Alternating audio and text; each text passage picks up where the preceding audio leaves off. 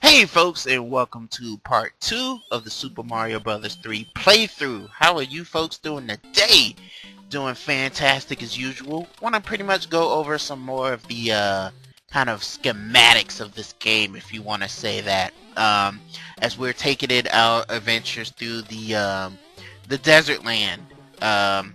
So yeah, no, not desert land, folks. This place is just, as we can see, it's just desert theme. I don't mind desert themes in video games. It don't bother me. I know it bothers some people, but it don't bother me. Um, let's see here. Just give me a couple of seconds here. Okay.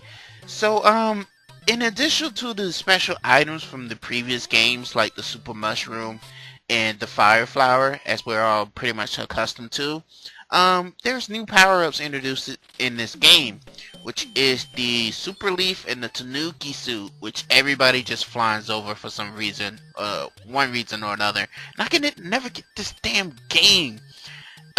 It's gonna take multiple tries. But anyway, folks, yeah, the Tanuki suit, which gives Mario, Raccoon, and Tanuki appearances, respectively, and allows him to fly. The Tanuki suit enables him to turn into a stone to avoid enemies for a short period of time. It is kind of, well, it's not really tricky to pull off, so you can do it. It's pretty much, kind of, it's not really overpowering, but it's kind of cool. But anyway, yeah, it enables him to turn into a stone to avoid enemies for a short period of time. Changing into the Tanuki suit while jumping results in Mario pounding the ground and killing whatever enemies are directly under him. So this potentially marks the first appearance of the ground pound move in the Mario game. A move that will later be given to Yoshi in Super Mario World 2, which I will be getting to, hopefully in 2018. Jeez, where my mindset at? But yeah, that little white thing up there, that looks like a little white glob of spit, that's Boo making his first appearance in this game, and kind of wish he wasn't, but yeah, if you have to kind of keep your gaze on him, and if you turn around for any eventually reason, he just darts towards you, and he is incredibly fast in this game. Yeah, he just darts, make a beeline right towards you, I guess to claim your soul or something, I don't know. Okay, so, anyway, other suits include the Frog suit, which I'll eventually show off, and the Hammer Brothers suit, which I'll eventually go into more detail if I don't forget. So yeah, there are mostly just a ton of suits that you can play through within this game itself, so I hope you folks are looking forward to that. If you are new to this game, if you're not new to this game, then you already know what the heck I'm talking about, so yeah, and that little green flash effect, yeah, that's just all just the NES properties or whatnot. But anyway, yeah, I missed the opportunity, and I was kind of ticked off with myself to that mushroom house. I really did claim that, folks. So yeah, but we're back at it with the card game again. And interesting fact about this card game is that it has an online strategy that you can look at to get every single card right every single time. So I'm gonna go ahead and skip the Hammer Brother for now. I forgot to mention them on screen. So yeah, if you go to them, the initiate a battle, pretty much you're fighting for an item to collect from them that they're holding. So, and if you hit this block here, Star Power Time, it's extremely short. I like the theme though, but it's extremely short compared to the original, and I was kind of stuck there. But I'm not sure, but I heard if there's a one-up trick you can do with the turtle shell here, you can pull it off. It's like I looked online, and it's like a one-up trick you can that's available in like every Mario game that you can do, and it's kind of crazy.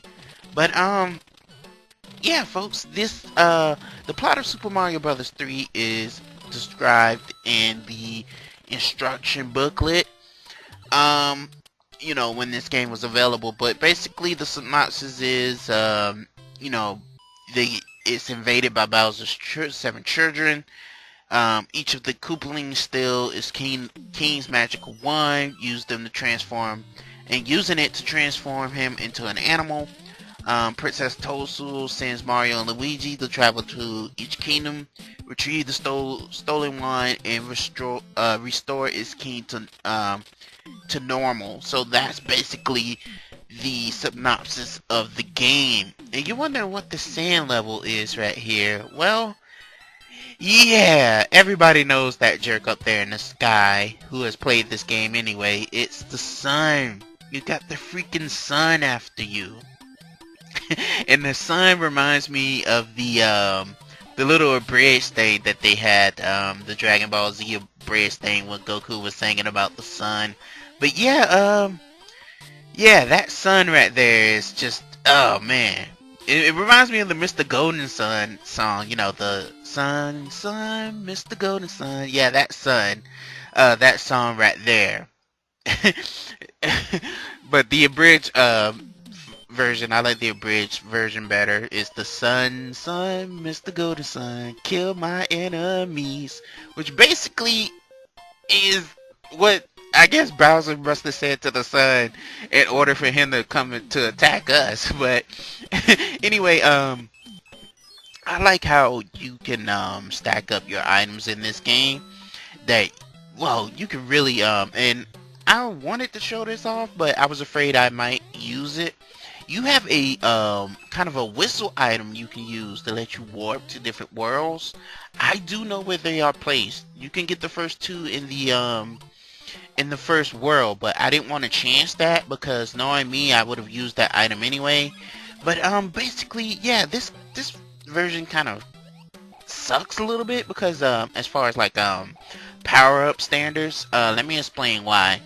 If you shrink down and you get like the super leaf right here, for example, when you're little, it's just gonna act like a super mushroom. So they fixed that in like later ports of the game. So I'm kind of grateful for that. And oh man, you got a little taste of Mario balls right there on the forehead, man. Poor guy. But he was in the way. I was surprised I pulled that off. That was actually pretty good. But yeah, folks, this game is just huge, submerged in worlds, and this guy right here, oh man, he used to scare the crap out of me as a kid. It's actually that son too, by the way, used to scare the crap out of me as a kid. I'm pretty sure it scared the crap out of most of you as a kid.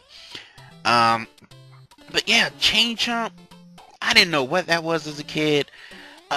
Scared the crap out of me. I was always afraid to go near him. I mean, this is me being a kid, you know, 5, 6-year-old kid. So, you know, you're gonna be scared easily by things. But yeah, man, this thing used to, and I was surprised by a kid actually making it this far. But, but yeah, I was a pretty average gamer, I want to say, as a kid. It only got worse as I got older.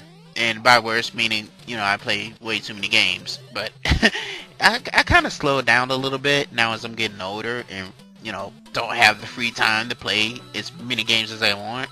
I mean, come on, folks. I just got, and I'm a little embarrassed by saying this, but, you know, I don't care.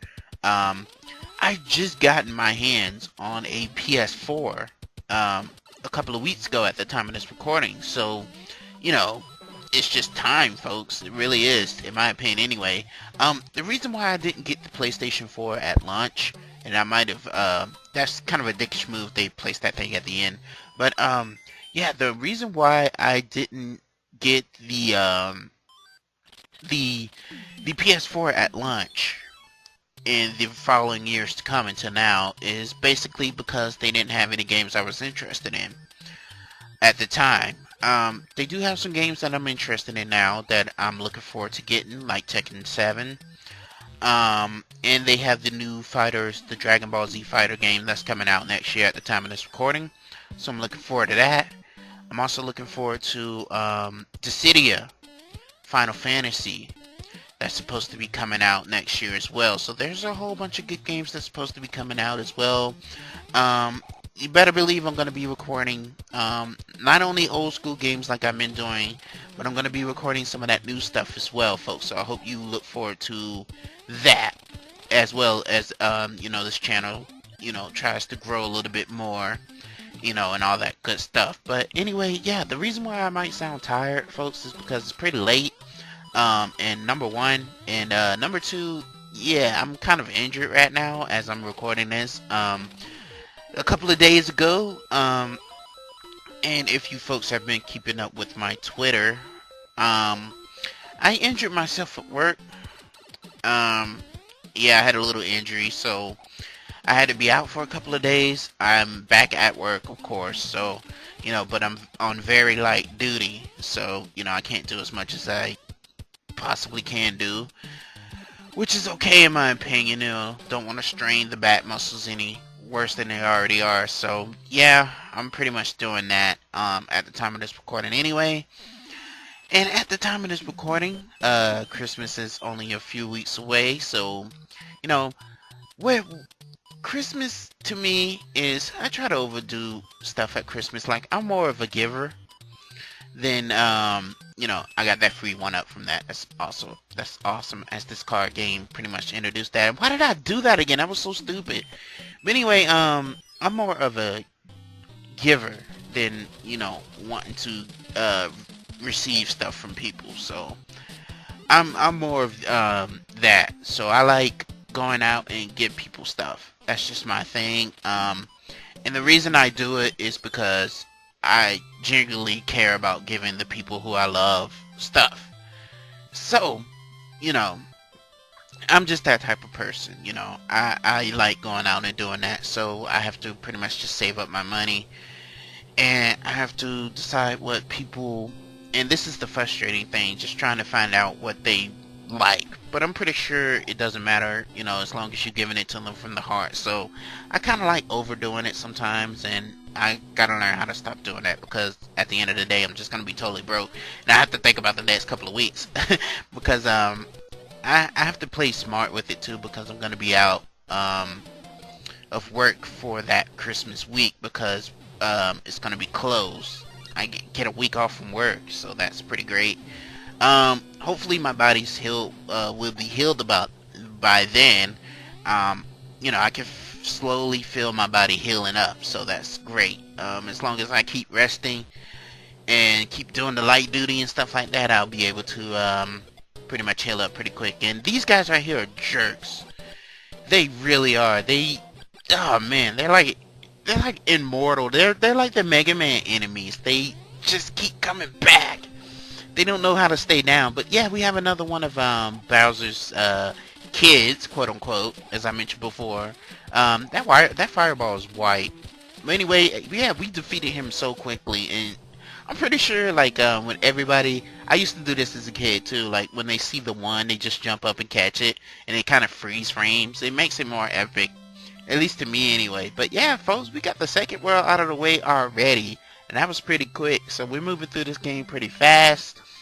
Your first time playing this game, it's not, it's a very short game in my opinion, if you know what you're doing. But folks, I will see you in part 3 of the Super Mario Bros. 3 playthrough, and it's gonna be a world that I can't stand.